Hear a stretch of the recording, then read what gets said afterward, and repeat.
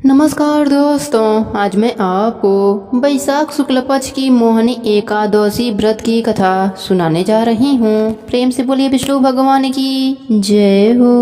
भगवान श्री कृष्ण के मुखराबिंद से इतनी कथा सुनकर पांडु नंदन महाराज युधिष्ठिर ने उनसे कहा, भगवान आपकी अमृतमयी बाणी में इन कथा को सुना, परंतु हृदय की जिज्ञासा नष्ट होने के बजाय और भी प्रबल हो गई है। अब आप कृपा कर बैसाख शुक्ल पक्ष की एकादशी के व्रत का विधान एवं माहात्म्य वर्णन कर मेरे तृषित हृदय की प्यास को हरण कीजिए। पांडु नंदन के ऐसे वचन सुन भगवान श्री कृष्ण मुस्कुराते हुए बोले, राजन अब मैं तुम्हें वह कथा सुनाता हूँ जो महर्षि वशिष्ठ ने मर्यादा पुरुषोत्तम भगवान रामचंद्र जी को सुनाई थी। एक समय की बात है, भगवान रामचंद्र जी ने अपने गुरु वशिष्ठ के आश्रम में जा उन्हें प्रणाम किया और हाथ जोड़कर कहा, हे भगवान आप कृपा कर मुझे कोई एक ऐसा व्रत बतावें कि जिसके करने से अनन्य पुण्य फल की प्राप्ति हो और अनायास ही धर्म अर्थ काम और मोक्ष की भी प्राप्ति हो।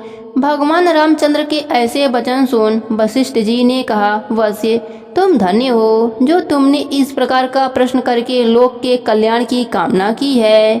अच्छा तो सुनिए, बैसाख शुक्ल पक्ष की एकादशी का नाम मोहिनी है। इस मोहिनी एकादशी का व्रत जगत के समस्त मोह जाल और पाप कर्मों से मुक्ति करा देता है। मैं आपको इस विषय का एक अत्यंत प्राचीन इतिहास सुनाता हूँ, सावधान होकर सुनिए। इस आख्यान के सुनने एवं सुनाने से महान भी पाप नष्ट हो जाते हैं।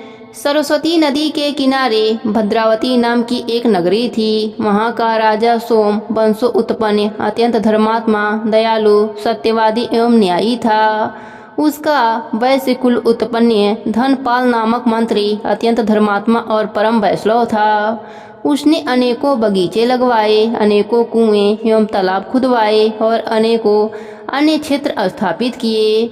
उसके 5 पुत्र थे, सुमनोहर, धृतिमान, मेधावी, सुकीर्ति और धृष्ट बुद्धि। इनमें धृष्ट बुद्धि महापापी, दुराचारी, दुष्ट, जुआड़ी, चोर, वैश्य एवं पर स्त्रीगामी, भक्षण करने वाला, महाउदंड और आतताई था। उसके इन सब दुष्ट कर्मों से खींचकर धनपाल ने पहले उसे समझाया, धमकाया एवं दंडित किया, मगर उसने अपनी आदतों को नहीं छोड़ा। तब राजा से कहकर उसे देश निकाले का दंड दिलवा दिया। धृष्ट बुद्धि ने कुछ दिनों तक तो अपने संचित धन और जेवरों को बेच खोज कर खाया, मगर जब वह खत्म हो गया और उन वैश्याओं ने भी धक्के दे अपने घर से उसे निकाल दिया, तब वह दुष्ट चोरी और बटमारी करके गुजर बसर करने लगा। पहले से वह पक्का घूटा हुआ बदमाश बन चुका था। इसी से राज कर्मचारियों के पकड़ में नहीं आता था और अगर कभी आ भी जाता तो कर्मचारी उसके पिता के सौम्य स्वभाव से उसे छोड़ दिया करते थे। इस प्रकार जीवन बिताते हुए दिन बीते। तब एक दिन वह पकड़ा गया और राजा ने उसे अपने राज्य से एकदम बाहर कर दिया। अब वह वन में जा वन के पशुओं को मारकर अपना गुजर बसर करने लगा। संयोगवश वह एक दिन कौंडिल्य मुनि के आश्रम पर जा पहुंचा। बैसाख का महीना और प्रातः काल का समय था। महर्षि स्नान कर बैठे थे। संयोगवश मुनि के वस्त्र का एक कोना उसके शरीर से छू गया। उसी के प्रभाव से उसके पाप कुछ हल्के हुए। उसके हृदय में ज्ञान का संचार हुआ। वह महर्षि के पास जा उन्हें प्रणाम कर उनसे कहा, प्रभु मैं महाअधर्मी और महापापी हूँ। अपने किए गए कर्मों का फल भोग रहा हूँ। प्रभु मुझे कोई ऐसी युक्ति बतलाइए कि मैं बिना धन के पाप से मुक्त हो जाऊँ। धृष्ट बुद्धि के ऐसे वचन सुन मुनि के हृदय में दया उत्पन्न हुई और उन्होंने कहा, वश्य सावधान होकर मेरी बातों को सुनो। कल बैसाख मास के शुक्ल पक्ष की मोहिनी नाम की एकादशी है। तुम आज शाम को शुद्ध मन से संकल्प करो कि मैं अपने पापों के मोचनार्थ मोहिनी एकादशी का व्रत करूंगा। इस प्रकार संकल्प कर एकादशी को प्रातः काल शौच इत्यादि से निवृत्त हो स्नान कर भगवान का पूजन एवं ध्यान करो और दिन भर और रात भर भोजन पान त्याग कर केवल भगवत भजन करो।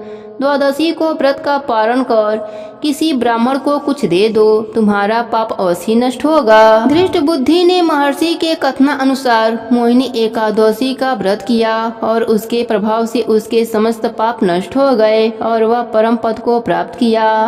मोहिनी के समान सरल एवं फल देने वाला और कोई दूसरा व्रत नहीं है। इस कथा को कहने एवं सुनने वालों को अनेकों गोदान का फल प्राप्त होता है। प्रेम से बोलिए विष्णु भगवान की जय हो।